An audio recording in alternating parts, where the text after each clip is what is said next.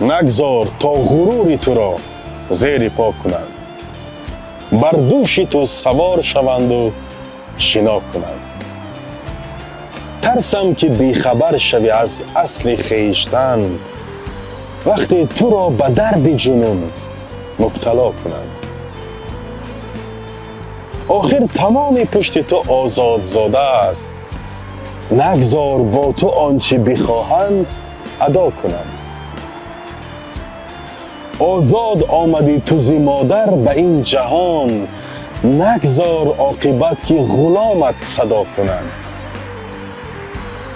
مردانی با غرور که اهل شجاعتند، سرخم فقط به درگاه پاک خدا کنند.